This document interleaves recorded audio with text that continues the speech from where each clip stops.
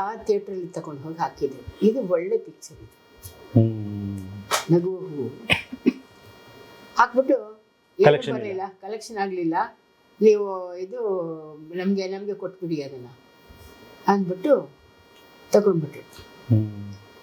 ಆಮೇಲೆ ನಾವು ಹೋದಾಗ ಈ ಪ್ರಭಾಕರ್ ಚಿಂದೋಡಿ ಪ್ರಭಾಕರ್ ಅವ್ರು ಬಂದು ನಮ್ಮನ್ನು ಡ್ರಾಮಾಗೆ ಕರ್ಕೊಂಡು ಹೋದ್ರು.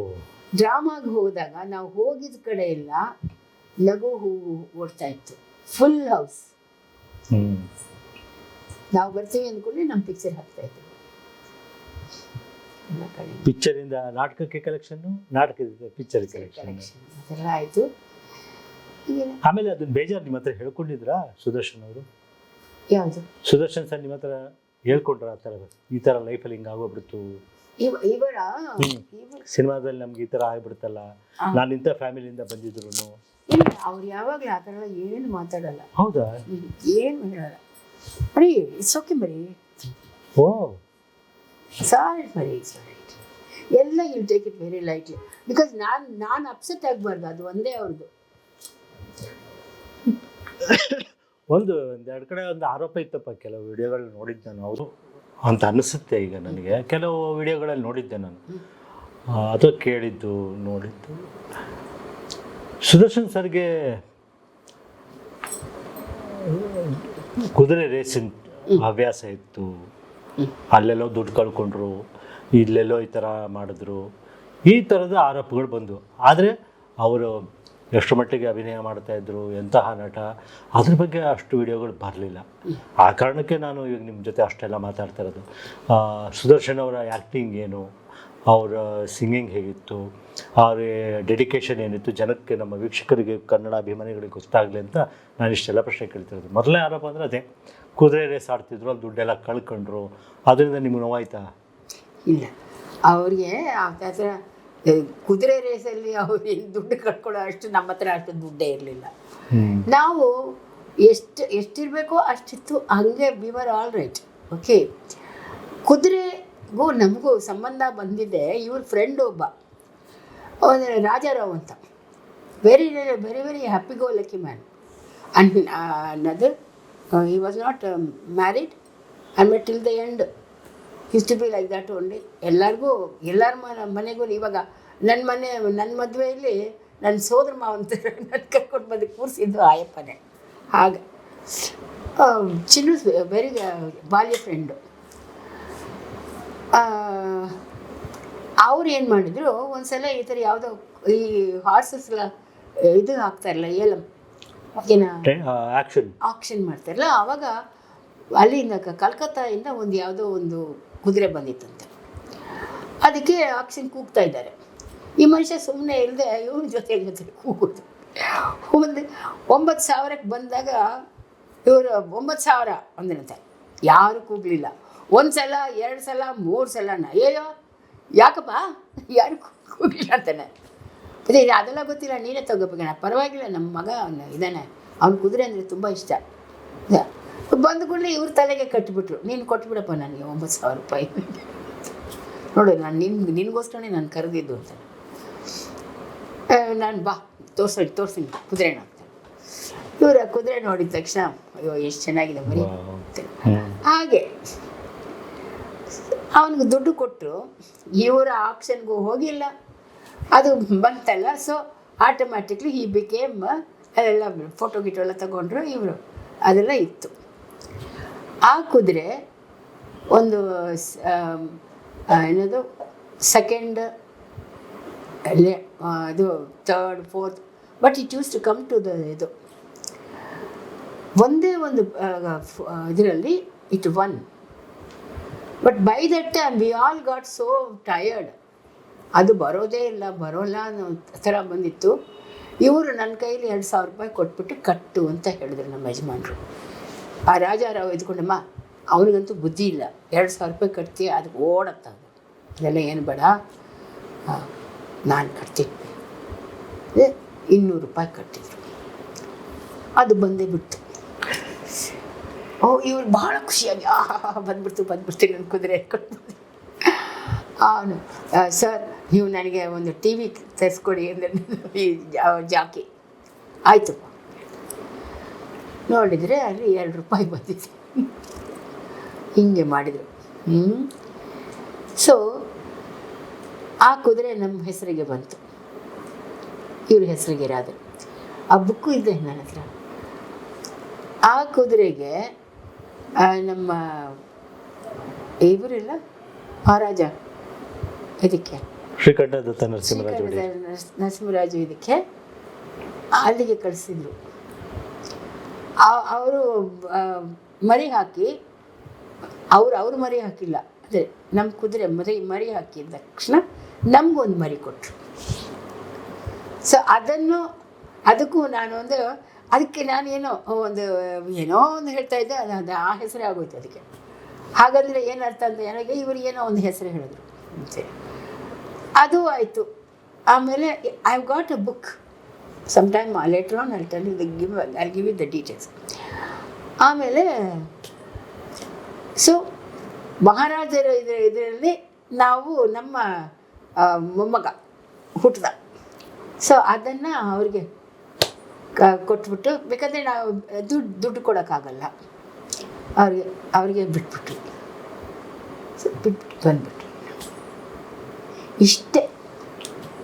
ಆದರೆ ಇವರು ನೋಡಿಪ್ಪ ನನಗೆ ಏನಾದ್ರು ಒಂದು ಬಂದುಬಿಟ್ರೆ ಯಾವಾಗಲೂ ಒಂದು ಸಲ ಬರುತ್ತೆ ದುಡ್ಡು ಕಿಚ್ಚೋದು. ಸೊ ಇವ್ರನ್ನೇ ಎಲ್ಲರೂ ಫಾಲೋ ಮಾಡ್ತಾರೆ, ಇವ್ರು ಹೋದರೆ ಖಂಡಿತವಾಗಿ ಬರುತ್ತೆ ಅನ್ನೋದ್ರ ಹೀಗೆ. ಅಂದರೆ ಲೈಫನ್ನು ಇವರು he did not take it seriously. ಲೈಟಾಗಿ ತೊಗೊಂಡೋದ್ರು, ತುಂಬ ಲೈಟಾಗಿ, ಎಲ್ಲದರಲ್ಲೂ ತುಂಬ ಲೈಟಾಗಿ ಇರೋರು. ಇವಾಗ ಮಂತ್ರವಾದಿಯ ಪಾತ್ರಕ್ಕೆ ಅವ್ರನ್ನ ಫಿಕ್ಸ್ ಮಾಡಿಬಿಟ್ರು ಒಂದು. ಆಮೇಲೆ ಸೀರಿಯಲ್ಗಳಲ್ಲೂ ಕೂಡ ಮಾಡಿದ್ರು. ಹೌದು, ಅದರಲ್ಲೂ ಒಂದಷ್ಟು ಸ್ಕೋಪ್ ಇರಲಿಲ್ಲ ಆ ಪಾತ್ರಗಳಿಗೆ. ಪಾಪ ನಾವೆಲ್ಲ ತುಂಬ ಅಂದ್ಕೊಂಡ್ವಿ, ಎಂಥ ಫ್ಯಾಮಿಲಿಯಿಂದ ಬಂದವರು ಇಂಥ ಸೀರಿಯಲ್ನಲ್ಲಿ ಈ ಥರ ಪಾತ್ರಗಳು. ಇಲ್ಲಿ ನಮ್ಮನ್ನು ಸಾಯಿಸಿದ್ರು. ಯಾರು ಬೆಂಗಳೂರಲ್ಲಿ ಇಲ್ಲಿರೋರು ತಾನೆ ಅವರು. ಬೇರೆ ಲ್ಯಾಂಗ್ವೇಜಸಲ್ಲಿ ಇವ್ರಿಗೆ ಇದು ಸಿಕ್ಕಿದ್ದು ನಮ್ಮ ಪುಣ್ಯ.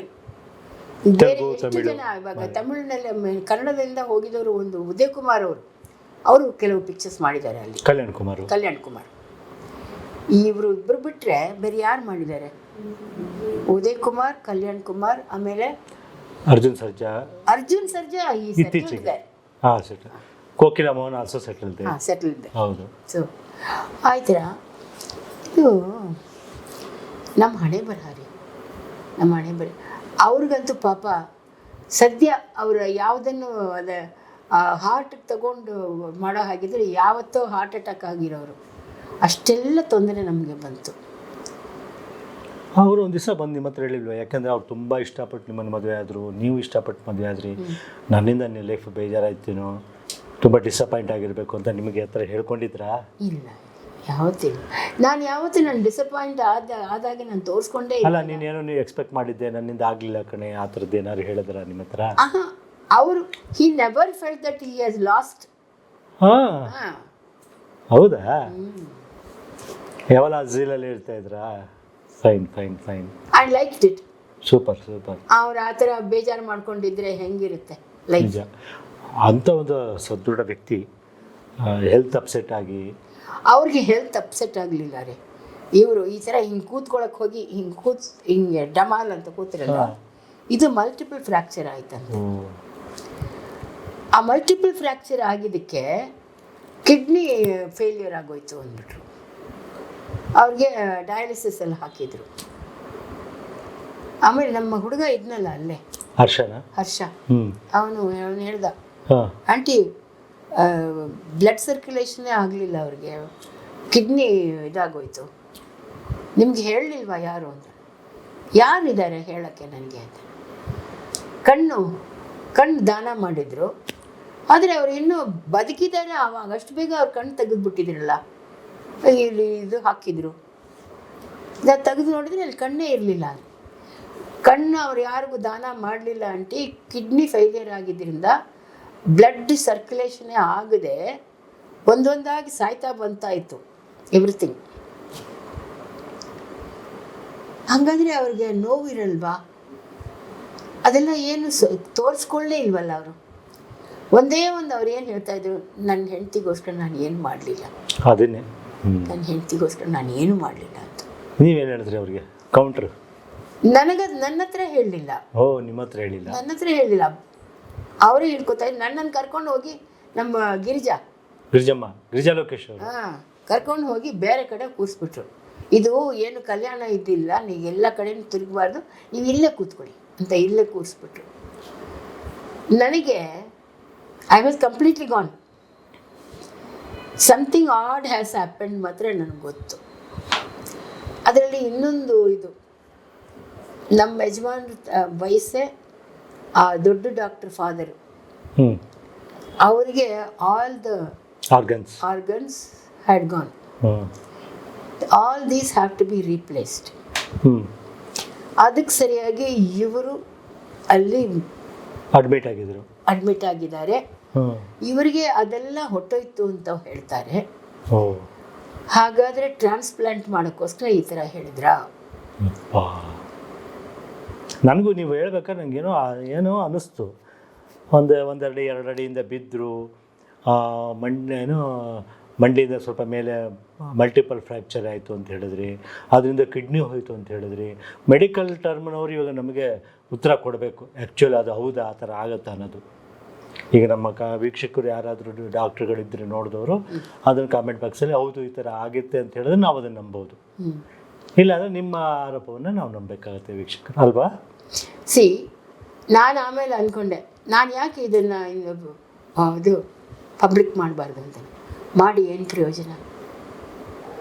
ಹೋದವ್ರು ಬರ್ತಾರ? ನೋವೇನೆ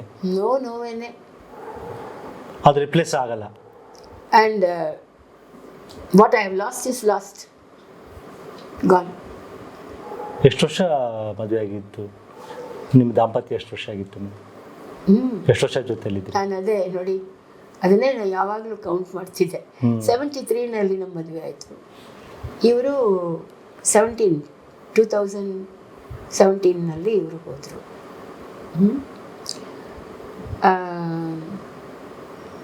ನಮ್ಮ ದಾಂಪತ್ಯ ಜೀವನ 40 years. 5 years we were in love. So 45 years. Another 5 years ಆಗಿದ್ದರೆ 50 years ಆಗಿರೋದು. ಸೊ ಆ ರೀತಿ ಇರೋದ್ರಿಂದ ಅದು ಮಾತ್ರ ನನಗೆ ಜ್ಞಾಪಕ ಇದೆ. ಸರಿ, ನಿಮ್ಮ ಆದರೆ ಇಷ್ಟೆಲ್ಲ ಲವ್ ಮಾಡಿ ನೀವು ಮದುವೆ ಮಾಡ್ಕೊಂಡ್ರಿ, ಇಂಥ ಒಂದು ಇಬ್ಬರು ಹೋದ್ಮೇಲೆ ನೀವು ಅದೇ how are you able to overcome that? How are you able to continue what you are doing? ಅಂದರೆ that is where my military training. ನಮ್ಮ ಅಪ್ಪ ನಮ್ಮನ್ನು ಆ ಥರ ಬೆಳೆಸಿದ್ದಾರೆ. ಯಾವುದಕ್ಕೂ ಒಂದು ಜ್ವರ ಅಂದರೆ ಮಲಗಬಾರ್ದು, ಹೀಗೆ ಯಾವುದಕ್ಕೂ ಡೋಂಟ್ ಟೇಕ್ ಇಟ್ ಸೈನ್, ಆ ಥರ. ಐ ಆಮ್ ಎ ವೆರಿ ತುಂಬ ವಿಚಿತ್ರವಾದ ಒಬ್ಬ ಹೆಂಗ್ಸ್. ನಾನು ಒಬ್ಬಳೇ ಇದ್ದಾಗ ನನಗೆ ಅದು ತುಂಬ ದುಃಖ ಬಂದುಬಿಟ್ಟಾಗ ನಾನು ಹತ್ಕೋತೀನಿ. But in front of others I want to that. ಇನ್ನೆಷ್ಟು ವರ್ಷ ಬದುಕಬೇಕಾಗಿತ್ತಲ್ವಾ ಸುದರ್ಶನ್ ಸರ್? ಹೌದ್ರಿ. ಫಾರ್ ಇದು ಏನು ಚೆನ್ನಾಗಿದ್ರು ಗೊತ್ತಾ, ಏನು ಅವ್ರದ್ದು ಇದು ಲಿಫ್ಟ್ ಎಲ್ಲ ಮಾಡೋರು, ಏನು ವೆಯ್ಟ್ ಲಿಫ್ಟಿಂಗ್ ಎಲ್ಲ ಮಾಡೋರು. ಎಷ್ಟು ವರ್ಷ ಅವಾಗ ಅವ್ರಿಗೆ? ಎಷ್ಟು ವರ್ಷ ಹೋಗುವಾಗ ಅವ್ರಿಗೆ 77 years. ಇವಾಗ I have to tell you something. Ram ಅಂತ ಒಬ್ಬ ದೊಡ್ಡ ಅಸ್ಟ್ರಾಲಜಿಸ್ಟ್ ಇದ್ರು, ಅಲ್ಲಿ ಶೇಷಾದ್ರಿಪುರಂ. ಅವ್ರ ಮಗ ಸೂರ್ಯನಾರಾಯಣ ರಾವ್ ಗೊತ್ತಾ ನಿಮಗೆ? ಇವರು ಕ್ಲಾಸ್ಮೇಟ್. ಸಚ್ಚಿದಾನಂದ ಬಾಬು ಅವರೊಬ್ಬರಿದ್ದಾರೆ, ಅವರು ಜ್ಯೋತಿಷರು. ಇವರು ಸೂರ್ಯನಾರಾಯಣ ರಾವ್ ಅವರು ನಮ್ಮ ಮದುವೆ ಆದ ಹೊಸದ್ರಲ್ಲಿ ಕೇಳಿದರು, ನಾನು ಎಷ್ಟು ವರ್ಷ ಬದುಕ್ತೀನಿ ಹೇಳೋ ಇವರು. ಹೌದಾ? ಇವರು ಇದೆಲ್ಲ ಮಾಡಿಬಿಟ್ಟು ನೀನು 77 ವರ್ಷ ಬದುಕ್ತೀಯ ಅಂದರು. ವಾ, ಅಷ್ಟೇ ನಾನು ಯಾಕೋ 77 ವರ್ಷ ಸಾಲಕ್ಕೆ ಅವರು ಇನ್ನು ಬೇಕಾದಷ್ಟಿದೆ ಮಾಡೋದು ಅಂತ ಅವ್ರ ಮನಸ್ಸಲ್ಲಿ ಅವಾಗಲೇ. ಅದು ನಾನು ಹೇಳಲ್ಲ, ನನಗೂ ಹೇಳಿ ನಾನು ಹೇಳಲ್ಲ. ಯಾರಂದಿದ್ದು? ಆಯಪ್ಪ ಸೂರ್ಯನಾರಾಯಣರಾವ್. ನೀವು ಕೇಳಿದ್ರಾ? ನಾನು ಸರಿ ಅವ್ರದ್ದಾಯ್ತಲ್ಲ, ಇವಾಗ ನಾನು ನಿಮ್ಮ ಎದುರೊಳಗೆ ಹೇಳಿದ್ದು ಅವರು.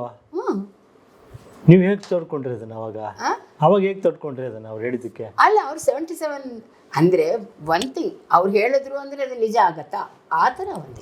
Right, okay. ಇವಾಗ ನಂದು ಹೇಳಿ, ನಿಮ್ಗೆ ಹೇಳಿಲ್ಲ? ನಾನು ಹೇಳಲ್ಲ. ಯಾಕೆ ಹೇಳಲ್ಲ? ಹೇಳಲ್ಲ ಅಂದರೆ ಹೇಳಲ್ಲ ಅಷ್ಟೇ ಅಂದರು. ಓ, ಕೂಡ ನಾನು ಸುಮ್ಮನೆ ಆಗ್ಬಿಟ್ಟೆ. ಆಮೇಲೆ ನೋಡಿದೆ ಸೂರ್ಯನಾರಾಯಣರಾವ್ ಇವ್ರ ವಿಷಯದಲ್ಲಿ ಹೇಳಿದ್ದು ನಿಜ ಆಗ್ಬಿಟ್ಟಿದೆ. ಹಾಗಾದರೆ ನನ್ನ ಆಯಸ್ಸು ಅವ್ರು ಯಾಕೆ ಹೇಳಲಿಲ್ಲ? ಐ ವಿಲ್ ಸೂಪರ್ಸೀಡ್ ಹಿಮ್, ಅಂದರೆ I will live after he goes also ಅನ್ನೋದನ್ನು I won't be able to withstand. Correct, ಅರ್ಗಿಸ್ಕೊಳಕ್ಕಾಗಲ್ಲ ನಿಮಗೆ ಅದನ್ನು. ನನಗಿಂತ ಅದಕ್ಕೋಸ್ಕರ ಅವರು ಹೇಳಲಿಲ್ವೋ ಏನು? ಅವ್ರು 77 ನೀವು 95 ಅಂತ ಹೇಳ್ಬಿಟ್ಟಿದ್ರೆ, ಓ ಫಸ್ಟೇ ಅವ್ರು ಹೋಗ್ಬಿಡ್ತಾರ, ನನ್ನ ಕತೆ ಏನು, ನನಗೆ ತಡ್ಕೊಳಕ್ಕಾಗಲ್ಲ, ಅದನ್ನ ಹೇಳ್ತೀರಂತ. ಸೊ ಅದಕ್ಕೂ ಇರ್ಬೋದು. See, I will tell you one thing, ನಾನು I am not a judge, but ಯಾವುದೇ ಬಂದರೂ ನಾನು I will sit in a judge place and judge it out. Okay, judgement ನಾನು ಕೊಟ್ಟರೆ I will be balanced. Okay. So ಅದರಿಂದನೇ ನಾನು ಇನ್ನೂ I mean ಏನು ಹೇಳೋದು ಅಂತೆಲ್ಲ ಆಗದೆ ಸರಿಯಾಗಿದ್ದೀನಿ.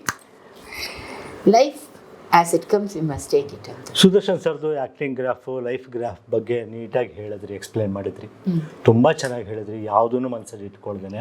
ಅದು ಇವಾಗ ನಮ್ಮ ವೀಕ್ಷಕರಿಗೆ, ಕನ್ನಡ ಪ್ರೇಕ್ಷಕರಿಗೆ ಅದರದ್ದು ಪೂರ್ಣ ರಿಯಾಲಿಟಿ, ನಿಜ ಏನು, ವಾಸ್ತವ ಏನು ಗೊತ್ತಾಯಿತು. ಹೌದು. ಅದರಲ್ಲಿ ಒಂದು ವಿಷಯ ನಾನು ಏನು ಹೇಳಲು ಬಯಸ್ತೀನಿ ಅಂದರೆ, ನಮ್ಮ ಯಜಮಾನರನ್ನ ಅರ್ಥಕೊಂಡವರು, ಚೆನ್ನಾಗಿ ಅರ್ಥಕೊಂಡವರು ಇನ್ನೂ ಬದುಕಿದ್ದಾರೆ. ಅವರು ಹೇಳೋದು ಕೇಳುವಾಗ ಭಾಳ ಖುಷಿಯಾಗತ್ತೆ. ಬಟ್ ಅವ್ರ ಬಗ್ಗೆ ಅದು ಯಾತಕ್ಕೋ ಹೊಟ್ಟೆಗಿಚ್ಚೋ ಅಥವಾ ಏನೋ ಅವ್ರ ಬಗ್ಗೆ ಏನೇನೋ ಹೇಳ್ತಾರೆ ಕೆಲವರು ಅಂತ, ಅದನ್ನು ನನ್ನ ಕಿವಿಗೆ ಬೀಳುತ್ತೆ. ಅದನ್ನೆಲ್ಲ ಕೇಳಿದಾಗ ನನಗೆ ಭಾಳ ಬೇಜಾರಾಗುತ್ತೆ. ಆ ಬೇಜಾರು ಅಥವಾ ಸಂತೋಷ ಅಥವಾ ನಿಮ್ಮ ಸಿಟ್ಟು ಇರ್ಬೋದು, ಅದೆಲ್ಲ ವೀಕ್ಷಕರು ಈಗ ವಿಡಿಯೋ ನೋಡಿದ ನಂತರದಲ್ಲಿ ಅವರ ಮನಸ್ಸಿನ, ನೀವು ಹೇಳಿದ್ರಲ್ಲ ನೀವು ಜಡ್ಜ್ಮೆಂಟ್ ಕೊಡ್ತೀನಿ ಅಂತ, ಅವರು ಕನ್ನಡ ಪ್ರೇಕ್ಷಕರು ಕೊಡ್ತಾರೆ. ಸತ್ಯ ಸಂಗತಿ ಆ ಪ್ರೇಕ್ಷಕರಿಂದ ಇಡೀ ಕನ್ನಡ ಜನತೆ ಗೊತ್ತಾಗುತ್ತೆ. ಈಗ ಹೌದು, ಈಗ ಒಂದು ಎಲೆಕ್ಷನ್ನಲ್ಲಿ ಒಬ್ಬ ನಾಯಕನನ್ನು ಹೇಗೆ ಆರಿಸ್ತಾರೆ ಅಂದರೆ ಮತದಾರರು, ಫೈನಲ್ ಸುಪ್ರೀಂ ಅವನೇ. ನಿಮ್ಮ ವಿಡಿಯೋ ನೋಡೋದ ನಂತರ ಯಾರು ಏನು ಎತ್ತ ಅನ್ನೋದನ್ನು ವೀಕ್ಷಕರು ಕೊಡ್ತಾರೆ ಜಡ್ಜ್ಮೆಂಟ್, ಉಳಿದವ್ರಿಗೆ ಗೊತ್ತಾಗುತ್ತೆ. ಅದು ನನಗೇನು ಅನಿಸುತ್ತೆ ಅಂದರೆ, ಜನಗಳಿಗೆ ಎಲ್ಲರಿಗೂ ಅವ್ರ ಮೇಲೆ ತುಂಬಾ ಪ್ರೀತಿ ಇತ್ತು, ಅದಕ್ಕೆ ಅವರೆಲ್ಲರೂ ನನ್ನನ್ನು ಇಷ್ಟು ಪ್ರೀತಿಸ್ತಾರೆ ಅಲ್ವಾ. ಇದೇ ನಾನು ಇವರು ಹೋದ ಮೇಲೆ ಸಾಮಾನ್ಯವಾಗಿ ಸಿನಿಮಾ ರಂಗದಲ್ಲಿ ಹಂಗೆ ಬರ್ತಾರೆ, ಆ ಥರ ನಾನು ಏನಾದರೂ ಆಗಿದ್ರೆ they would have killed me. That much they have love for him. That much I know. ಯಾಕಂದರೆ ಅಷ್ಟು ಆ ದೊಡ್ಡ family and is a very nice man. ಅವ್ರು ಯಾರ ಜೊತೆ ಎಲ್ಲ ಮೂವ್ ಮಾಡಿದ್ರು, ಅವ್ರು ನೋಡ್ಲಿಕ್ಕೆ ದೊಡ್ಡ ಆಳು ಅಲ್ವಾ. ಬಟ್ ಆ ರೋಷ ಅವೆಲ್ಲ ಏನು ಇರಲಿಲ್ಲ. ಬಟ್ ನೀವು ನೋಡಿದ್ರೆ ಇಷ್ಟಿದ್ದೀರಿ, ನೋಡಿದ್ರೆ ನೀವು ನಿಮ್ಮನ್ನು ಇಷ್ಟಪಟ್ಟು ಸರ್ ಮದುವೆ ಆದರು, ನೀವು ಏರ್ ಹೋಸ್ಟೆಸ್ ಆದವರು, ಬ್ಯೂಟಿ ಏನಂತಾರೆ, ಬ್ಯೂಟಿ, ಬೋಲ್ಡ್ನೆಸ್, ಕ್ಲವರ್, ಇಂಟೆಲಿಜೆನ್ಸ್ ಎಲ್ಲ ಇರೋರು ನೀವು. ನಿಮ್ಮ ಆ್ಯಕ್ಟಿಂಗು ಮತ್ತು ಲೈಫ್ ಗ್ರಾಫ್, ಆ್ಯಕ್ಟಿಂಗ್ ಗ್ರಾಫು ಮತ್ತು ಲೈಫ್ ಗ್ರಾಫು ಹೇಗಿದೆ, ಹೇಗಾಯಿತು? You see, I think in the beginning when I came, ಕನ್ನಡದಲ್ಲಿ ಅಷ್ಟೊಂದು ಇದು ಇರಲಿಲ್ಲ ನಿಮಗೆ. ನನಗಲ್ಲ, I mean Kannada hmm. Industry oh had not progress. ತುಂಬಾ ಕಡಿಮೆ ಸಿನಿಮಾಗಳು ಬರ್ತಾ ಇದ್ವು, ದೊಡ್ಡ ದೊಡ್ಡ ಕಡಿಮೆ ಸಿನಿಮಾಗಳು, ಸಿನಿಮಾಗಳು ಮಾತ್ರ ಅಲ್ಲ, ರಿಚ್. ಅದ್ರದ್ದು ರಿಚ್ನೆಸ್ ಇದೆಲ್ಲ ಎಲ್ಲ ಒಂದೇ ಥರ ಒಂದೇ ಟೈಪು. ಒಂದು ಕುಟ್ಟಿ ಜಡೆ ಹಾಕ್ಕೊಳ್ಳೋದು ಅಥವಾ ಒಂದು ಕುಟ್ಟಿ ಹಾ ಹಾಕೊಂಡು ಒಂದು ಹೂ ಮುಡ್ಕೊಳ್ಳೋದು, ಪ್ರೊಡಕ್ಷನ್. ಅದೇ ಥರನೇ ಬರ್ತಾಯಿತ್ತು ಹಾ ಅಲ್ವಾ. ನಾನು ಬಂದಮೇಲೆ ನಾನು ಜೀನ್ಸ್ ಟಾಪ್ ಎಲ್ಲ ಹಾಕ್ಕೊಂಡಿಲ್ಲ ಬಂದಮೇಲೆ ಇದು ಏನು ಕತೆಗಳು ಸ್ವಲ್ಪ ಬೋಲ್ಡಾಗೆ ಬಂತು. ಹಾ ಆಮೇಲೆ ನನ್ನನ್ನು ನೋಡಿ